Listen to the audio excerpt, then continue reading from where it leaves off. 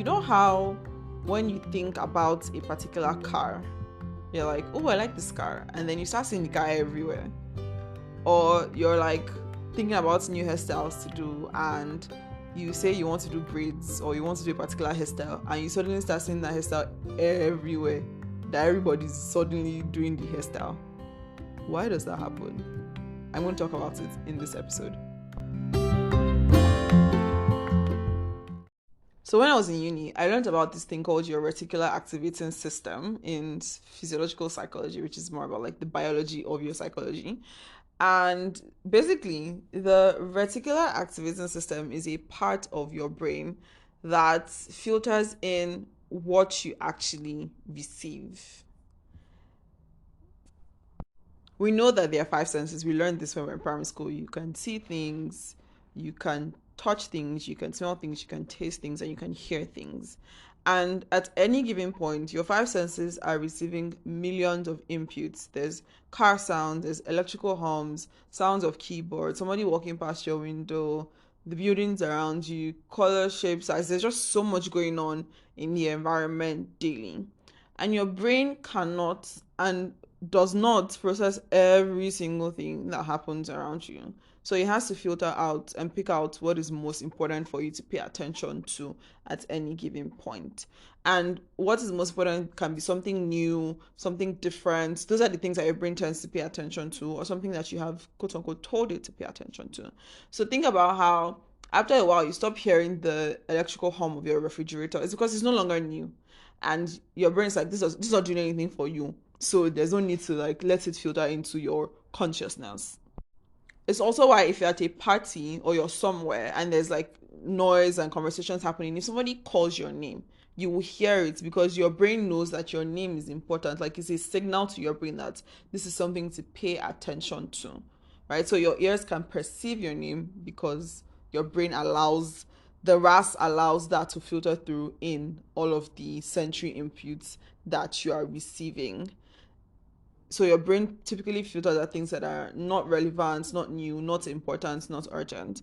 And there's a lot of things about how this is an evolutionary safety mechanism and all of that, but that's not the point of this particular podcast episode.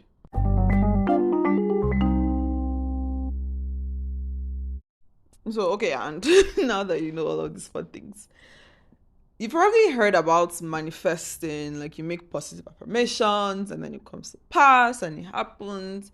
There is some psychological truth to it. It doesn't always work in that manner, but there is some psychological truth to it.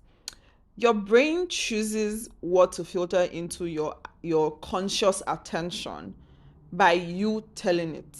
And it's not so if you think about like, oh, a red Toyota or a red car, and I promise you that for the next couple of days, you're going to be seeing red Toyotas everywhere. But once you think about it, it's like you're telling your brain that this is something to focus on, and so it starts to filter in red Toyotas amongst all the cars that you see every day. So, for example, there was one time where I suddenly discovered this brand of cars called Lynk, Lynk, and it was so interesting to me. And all of a sudden, I started seeing it everywhere, and it's in the same places that I pass daily. So it's not like new people were coming to park their cars there and it was a Link. It was just like my brain was now recognizing Link as a car brand and it was paying attention to it. Now I don't notice it as much, but I'm sure that now that I've said it on this episode, I will start saying it again. But yeah, that's how your brain starts to filter things. It's like on TikTok. If you watch one cooking video, suddenly all the videos you're seeing are cooking videos. That is kind of how your brain functions, like algorithmically, like that, kind of, not exactly one to one, but kind of. And another reason why your brain might filter something in, even if you're not telling it to necessarily, is that it's new. It's something new. It's a new input that it hasn't seen before or heard before or felt before. So it's like, this is different. This is new. And so like, you know how you're like, oh, this building just popped up near my house. It didn't just pop up. All the while it has been there. Your brain didn't care because it didn't really matter. But now it has popped up. It's now there. So it's like, oh, this is new. So your brain is filtering things that are new that might be relevant for you to pay attention to. And if you don't like press on that, then your brain like lets it go. Is not important. Even think about things like idea generation. So people have asked me, and I also ask myself, like, how am I going to find ideas for 365 podcast episodes? And as I think about it in respect to the RAS, is like, if I know that I've basically told my brain that I'm doing this every day. And so my brain has to look for ideas. It has to pay attention extra to things that I'm listening to, reading, hearing, seeing. And even when I ask people for ideas, it has to filter all of that in and give me that base to work with. And so I'm making notes of that. As I make notes of those ideas, I'm giving my brain a signal that yes, this is important. This is something that you should keep doing. And then my brain keeps finding new ideas from my environment and from other places that I'm receiving inputs, whether it's I'm listening to a podcast and then I have an idea, or I'm reading an article or reading a book, or even in the course of my work, or just taking a walk, washing dishes, whatever. My brain is subconsciously, unconsciously pulling those ideas from things that I've read before, done before, and I can, as I write them down, I'm giving my brain a signal that this is important and it is continuing to do that.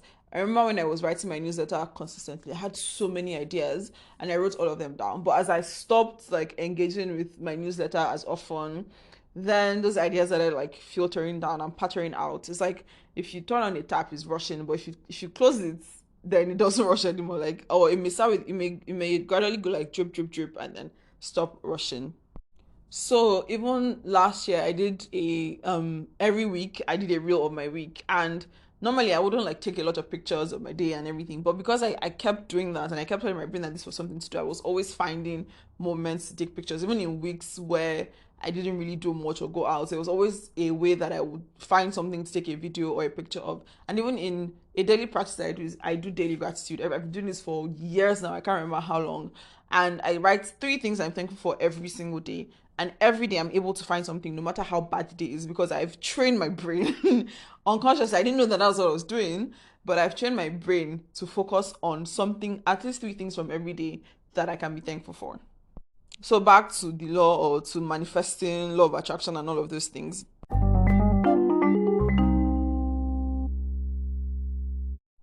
The reason why the concept of manifesting can be true is because your brain focuses on what you tell it to, like I've already said, and you start to see connecting lines. You're basically rewriting your brain, kind of, and you begin to notice things, you begin to notice people, you begin to notice resources, you begin to notice all those kinds of things. In secondary school, when we learned about computers, there's this concept of what you see is what you get, WYSIWYG. And your perceptions and your thoughts shape the world you see, literally.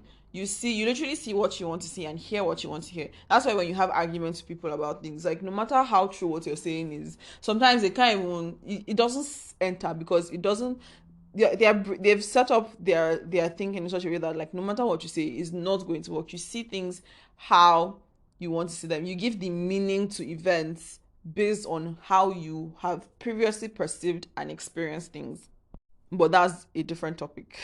So basically, you can influence your brain to filter in what you need to achieve your goals based on how you frame it typically. Now, this doesn't mean that visioning exercises and all of these things always work. I mean, I've taught visioning, I've done visioning, and there are things that I've written on vision boards and planned for that didn't work, and there are things that have worked. But basically, your brain just picks up on things that you pay attention to and helps you to draw in, quote unquote, draw in those things to yourself. So if you focus on the positives, if you affirm yourself, continually affirming yourself in a way, then that can help you focus your brain in the direction that you want to go in. So if you're constantly thinking that, oh, I don't have friends, or life is terrible, or whatever, those are the things that you'll be seeing. You'll be seeing all the ways you don't have friends and all the ways life is terrible. But if you're constantly thinking that, oh, I'm loved, I have friends, life is not terrible, bad things happen, but life as a whole is not terrible, then your brain starts to filter in those good things. And the better way is not even just like the negative frame, is like life is not this, life is not that. It's like life is good, people are nice, and your brain starts to filter in those things, and you can block out, maybe not block out is not the right word, but you can basically like just choose what you allow yourself believe and think. And when you tell your brain what to focus on by what you see and what you think, then it helps you um basically train your brain in the direction that you want to go. Like you don't want to be going right and you're training your brain to go left. You're not going to get to where you want to go to. So and I think that the interesting thing is also that if you think about the biblical concept of him, as a man thinks in his heart, so is he, right? It's the things that you think that influence your beliefs, your thoughts influence your actions generally. And so it's the things that you think and believe about yourself, about other people, that can also influence your behavior, which influences the outcomes that you have. And so the biblical idea of renewing your mind and guarding your heart, it matters what you watch, what you hear, what you read, what you listen to, what you allow come into your mind, because that is what shapes your thinking, and that is what shapes your actions, which can then shape your outcomes. So yeah, I hope this helps. Bye.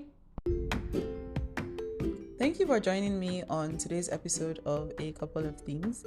If you enjoyed this episode or found any part of it insightful, don't forget to share with your friends on your social media, and be sure to leave a comment or a review if you can on your podcast listening app.